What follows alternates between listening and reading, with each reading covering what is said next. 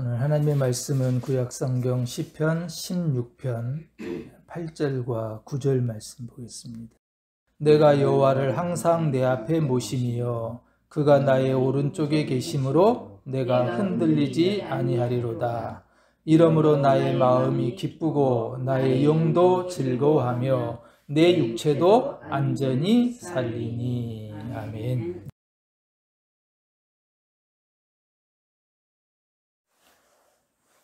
내가 여호와를 항상 내 앞에 모심이여 그가 나의 오른쪽에 계심으로 내가 흔들리지 아니하리로다.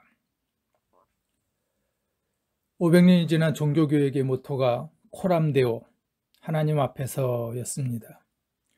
로마 교황을 중심으로 가톨릭이 진리에서 벗어나 부패하고 타락했을 당시 로마 가톨릭이 성 베드로 성당을 짓는 데 필요한 자금을 마련하기 위해 면죄부를 판매하였습니다.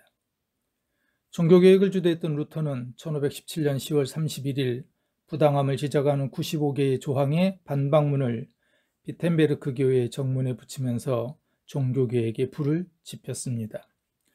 루터나 칼뱅과 같은 종교개혁자들이 일어나 외친 핵심은 성경으로 돌아가자였습니다. 그리고 종교개혁의 슬로건은 오직 성경, 오직 예수, 오직 은혜, 오직 믿음, 오직 하나님께 영광이었습니다. 그리고 이때 개혁자들이 가장 많이 외쳤던 것이 하나님 앞에서라고 하는 라틴어 코람데오였습니다. 오늘 8절의 말씀이 내가 여호와를 항상 내 앞에 모심이여 라고 고백합니다. 다윗 역시 하나님 앞에서의 삶을 살았던 인물입니다.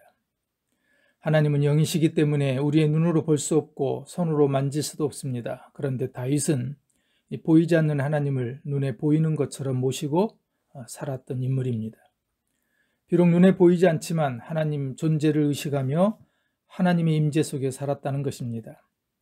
다윗은 항상 하나님을 경외하며 살았고 그리고 그 하나님을 항상 앞에 모시며 살았던 인물입니다. 오늘 시편 16편의 표제어가 다윗의 믹담이라고 되어 있습니다. 이 표제의 다윗의 믹담은 오늘 16편과 그리고 뒤에 나온 시편 56편부터 60편까지 총 6편의 시가 다윗의 믹담이라고 하는 표제어를 갖고 있습니다. 이 믹담이라고 하는 정확한 뜻은 밝혀져 있지 않습니다만 몇 가지의 추론이 있습니다. 색이다라는 단어에서 유래한 돌벼 같은 곳에 새긴 시편일 것이다 라는 그런 뜻이 있고, 금이라고 하는 단어에서 유력한 황금의 시편이라는 의미를 갖고 있기도 합니다. 그 중에서 이 돌비에 새긴 시편이라고 하는 것이 보통 일반적인 이 믹담의 해석입니다. 돌에 새기다 라고 하는 의미가 돌에 새기듯이 잊지 말고 기억해야 될 가치, 중요한 시라고 하는 것입니다.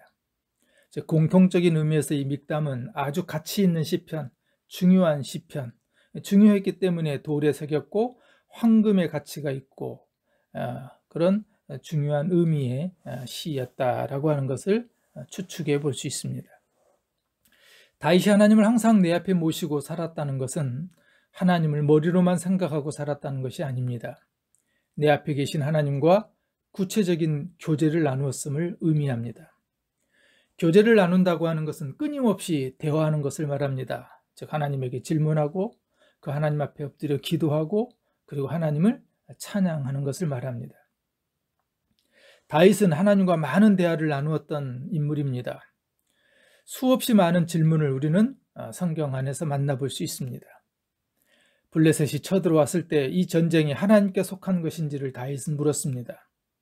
언제 어떻게 나가서 싸워야 하는지도 하나님께 묻습니다. 바로 그런 삶이 하나님을 내 앞에 모시고 사는 삶이라고 할 수 있습니다. 내 생각대로 또 내 방법대로 내 계획대로 살지 않겠다는 것이죠. 내가 여호와를 항상 내 앞에 모시며 그가 나의 오른쪽에 계심으로 내가 흔들리지 아니하리로다. 다윗은 하나님을 내 앞에 계신, 더 나아가 그 하나님은 내 우편에 계신 하나님으로 고백합니다. 내 앞에 계신 하나님, 내 우편에 계신 하나님, 그 하나님은 나를 구원하고 또 나를 보호하시고 그리고 그 하나님이 전능하심을 의미합니다. 이 성경에서 우편, 곧 오른쪽은 언제나 힘과 능력을 상징하고 있는 것을 우리는 이사야 41장 10절에서도 발견합니다. 그러므로 내 앞에 계신 하나님은 나의 머리털까지 세신 바 되시는 분이시고 나의 작은 신음을 들으시고 응답하시는 자상하고 친밀하신 하나님이십니다. 하나님이 내 앞에 계신 그런 하나님을 언제나 모시고 살았던 다윗은 여호와를 항상 내 앞에 모시고 살았다고 하는 고백을 우리는 베들레헴 목동으로 양을 칠 때에서도 다윗의 노래에서 발견할 수가 있습니다. 다윗은 자신을 죽이려는 사울왕 때문에 지명수배자가 되어 쫓기는 삶을 살 때에도 언제나 하나님을 자신 앞에 모시고 살았습니다. 그래서 때로는 토굴 속에서, 때로는 광야에서 밤 이슬을 맞으면서도 하나님을 노래합니다. 그것이 수많은 시편에 기록되어 있습니다. 다윗은 수많은 전쟁을 치를 때에도 앞에 계신 하나님에게 끊임없이 물었습니다. 하나님을 의식하고 살았고 하루를 시작하는 순간부터 잠자리에 들기까지 항상 하나님을 내 앞에 모시고 살았던 인물입니다. 그렇다면 누가 하나님을 항상 내 앞에 모시고 살 수 있는 사람인가? 우리는 오늘 본문의 2절에서 그 답을 찾아볼 수 있습니다. 나의 주님으로 고백하는 사람이 바로 주님을 항상 내 앞에 모시고 살 수 있는 사람입니다. 2절은 이렇게 노래합니다. 내가 여호와께 아뢰되 주는 나의 주님이시오니 주밖에는 나의 복이 없다 하였나이다. 다윗은 여호와 하나님을 나의 주님으로 고백합니다. 나의 주님으로 고백하는 것은 주님이 내 인생의 주관자, 내 인생의 주인이라고 하는 사실을 고백하는 것입니다. 오늘 이 시편 16편이 언제 쓰여져 있는지를 우리는 1절에서 이렇게 생각해 볼 수 있습니다. 하나님이여 나를 지켜주소서. 아마도 다윗은 자신을 죽이려는 자들에게 쫓기고 있었던 상황이었습니다. 아마도 다윗은 사울왕에게 쫓겨다닐 때 이 시를 썼다고 생각해 볼 수 있습니다. 다윗은 한 평범한 사람에게 쫓기고 있었던 것이 아닙니다. 당시에 절대 권력을 가진 왕으로부터 죽음의 위협을 받고 있었습니다. 당시 사울은 다윗을 죽이기 위해서 3,000명의 군대를 동원하고 전국을 샅샅이 뒤집니다. 그런데 그러나 다윗은 혼자 도망다니고 있었던 것이 아니라 당시의 사회적 약자들인 약 400명 이상의 사람들과 함께 했습니다. 이들은 경제적 약자로서 부득불 빚을 지고 있었던 사람들이었습니다. 다윗은 자신 혼자 도망다니는 것도 쉬운 일이 아닌데 이렇게 많은 식솔들을 데리고 어디를 숨어있든 금방 위치가 드러날 수밖에 없었을 것입니다. 그런데다가 사람들은 자신들이 사울왕의 보복을 당하지 않기 위해서 다윗의 일행이 나타나면 곧바로 왕에게 신고할 수 있는 상황이었습니다. 이런 내일을 기약할 수 없는 절박한 상황이 하루하루 계속되는 것, 그것이 당시의 다윗의 상황입니다. 그래서 다윗은 2절에서 하나님이여 나를 지켜주소서라고 노래했던 겁니다. 바로 이것이 시편 16편의 배경입니다. 그런데 이런 파란만장한 삶을 살면서도 내일을 알 수 없고 곧 배신과 저주와 고난의 상황 속에서도 오늘 본문의 말씀은 내가 흔들리지 아니하리로다 라고 고백하고 있다는 사실입니다. 다윗은 다른 시편에서도 이렇게 고백합니다. 시편 62편 2절에 나의 영혼이 잠잠히 하나님만 바라며 오직 그만이 나의 반석이시요 나의 구원이시요 나의 요새이시니 내가 크게 흔들리지 아니하리로다. 아멘. 내 앞에 계신 하나님을 바라보기 때문에 흔들리지 않겠다는 것입니다. 이런 정도의 고난 앞에 흔들리지 않는 사람이 어디 있겠습니까? 그러나 다윗은 말합니다. 흔들리겠지만 크게 흔들리지는 않을 것이라고 말합니다. 시편 3편 6절에서도 이렇게 노래합니다. 천만인이 나를 에워싸 진친다 하여도 나는 두려워하지 아니하리로다. 다윗은 흔들리지 않는 삶을 살았습니다. 상황이, 어려움이, 고난이, 위험이, 고통이, 질병이 찾아올 때 흔들리겠지만 크게 흔들리지 않았다는 것입니다. 그럼 도대체 다윗이 흔들리지 않은 삶을 살 수 있었던 비결은 무엇일까요? 오늘 본문은 이렇게 우리에게 답해 줍니다. 항상 하나님을 내 앞에 모시고 살았기 때문이라고 말합니다. 내가 여호와를 항상 내 앞에 모시며 그가 나의 오른쪽에 계심으로 내가 흔들리지 아니하리로다. 다윗은 문제는 있지만, 고난은 여전하지만, 위협과 위험과 고통은 여전히 나를 둘러 진치고 있지만, 그 문제와 고난과 상황을 보지 않고 하나님을 바라봤던 겁니다. 모든 환경과 상황을 주관하시는 하나님이 바로 앞에 계심을 보았던 겁니다. 이것이 내 앞에 하나님을 모시고 사는 자가 누리는 복입니다. 즉 오늘 본문은 하나님이 내 앞에 모시고 사는 사람에게 주어지는 첫 번째 복이 흔들리지 않는 삶이라는 것입니다. 우리는 다윗처럼 흔들리지 않는 인생을 살기를 소원합니다. 여전히 코로나의 위협 가운데, 경제적인 어려움이 예측되는 내일을 알 수 없는 미래 가운데, 풍랑과 폭풍과 고난과 고통 가운데 예외인 인생은 아무도 없습니다. 그러나 하나님을 내 앞에 모시고 사는 사람만이 이런 상황 속에서도 흔들리지 않는 복을 누릴 수 있다라고 오늘 본문 우리에게 교훈합니다. 하나님을 내 앞에 모시고 사는 자가 누리는 두 번째 복을 말합니다. 9절에 보면 이러므로 나의 마음이 기쁘고 나의 영도 즐거워하며 내 육체도 안전히 살리니. 두 번째 복은 마음이 기쁘고 영도 즐거운 삶입니다.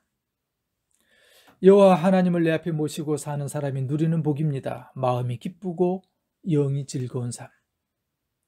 다윗은 하나님이 주장하시는 마음은 기쁨이 가득하다고 노래합니다. 단순히 흔들리지 않는 것에 머무는 것이 아니라 오히려 마음이 기쁘다고 고백합니다. 다윗은 지금 사울왕에 쫓겨다니면서 전혀 마음이 기쁘고 편안하고 안락할 수가 없는 조건입니다. 그럼에도 다윗은 마음이 기쁘고 영도 즐겁다고 말합니다. 이유는 바로 하나님이 내 앞에 계시기 때문에, 내가 그 하나님을 바라보기 때문이라고 노래합니다. 시편 16편 11절 마지막에 보면 주께서 생명의 길을 내게 보이시리니 주의 앞에는 충만한 기쁨이 있고 주의 오른쪽에는 영원한 즐거움이 있나이다 라고 이렇게 노래합니다. 주님 앞에 충만한 기쁨이 있다고 말합니다. 충만함, 넘쳐날 것 같은 기쁨이 가득한 것을 말합니다. 주님은 오른쪽에도 즐거움이 있습니다. 그 즐거움은 영원한 것이라고 말합니다. 다윗은 그 비밀을 알았습니다. 당장의 순간의 즐거움과 기쁨이 아니라 영원한 기쁨, 마음도 기쁘고 영도 즐거운 삶, 그것은 다름 아닌 하나님을 내 앞에 모시는 자가 누리는 복이었습니다. 세 번째, 하나님을 내 앞에 모시고 사는 자가 누리는 복은 9절 마지막에 내 육체도 안전히 살리니 라고 하는 말씀 속에서 우리의 육체가 안전하고 건강한 삶이라고 말합니다. 이 땅을 살아가는 그 누구도 세상을 안전하게 살아갈 수 있는 사람이 아무도 없습니다.